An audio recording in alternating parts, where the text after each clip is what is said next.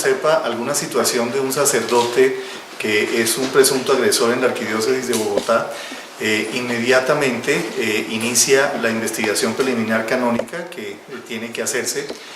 Segundo, informará a la autoridad civil. Y tercero, pues ordenará a nuestra oficina del buen trato que comience pues el acompañamiento psicosocial y espiritual de la víctima y del presunto agresor.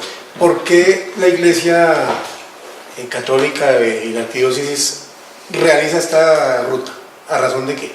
Porque estamos directamente implicados en la protección de las niñas, niños y adolescentes y adultos en estado de vulnerabilidad, y porque sabemos que lo prioritario es la atención de las víctimas. Por eso, con todas las indicaciones que nos ha dado el Papa Francisco y que hemos entendido que debe ser así en la Iglesia Católica, por eso pues quisimos entonces iniciar esta ruta de acompañamiento en todos estos casos de presuntos casos de violencia sexual contra niñas, niños, adolescentes y adultos en estado de vulnerabilidad.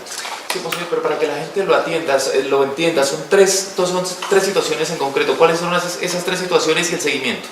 Bueno, la primera situación es si sabemos algún caso de estos, pero no ocurrió en una parroquia o en un colegio nuestro. Nuestra oficina del buen trato podrá atender a esta persona, orientar cómo se hace, digamos, una denuncia, informar y también un acompañamiento psicosocial.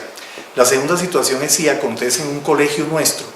Entonces el rector activará esta ruta de acuerdo pues a las indicaciones del gobierno nacional. Y la tercera es la situación en la cual pues ya acontece en una de nuestras instituciones y es un sacerdote el implicado o un voluntario, un catequista nuestro que está ahí implicado como presunto agresor.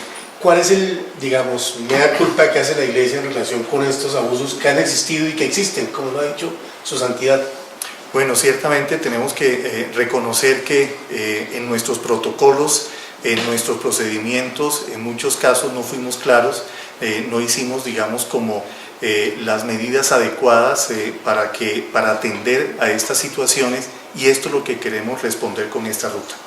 ¿Hay ya casos conocidos, digamos, que ustedes hayan tomado decisiones, hayan informado a las autoridades civiles? Sí, el año pasado en la Arquidiócesis de Bogotá tuvimos 2 casos de sacerdotes y de un profesor de una de nuestras fundaciones e hicimos y activamos esta ruta en la situación C. ¿Y ellos a qué se pueden ver sometidos si no se han resuelto sus casos? Digamos, la investigación preliminar y las medidas cautelares, y si hay alguna situación, digamos, ya que implica una judicialización, pues la cárcel. Perdón, disculpe, Madre María. Hay 2 cosas. Una, la decisión que toma la Iglesia, sí. Y la otra, la civil. Entonces, como para que me explique, por favor, bien eso, ¿cuál es una y cuál es otra entonces?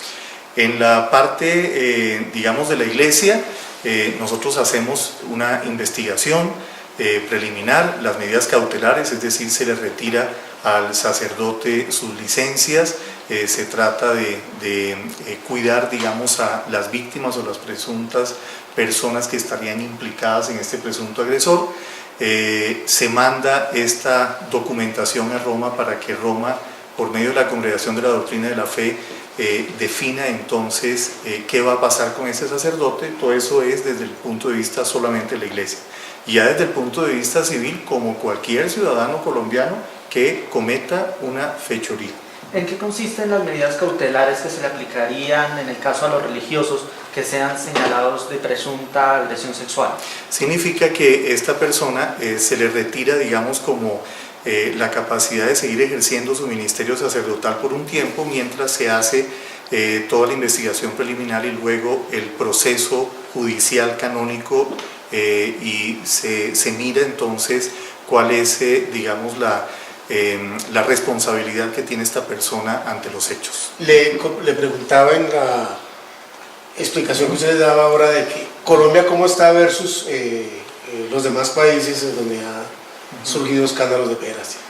Bueno, todavía muchos de los casos no están visibles y pues eso no significa que no haya.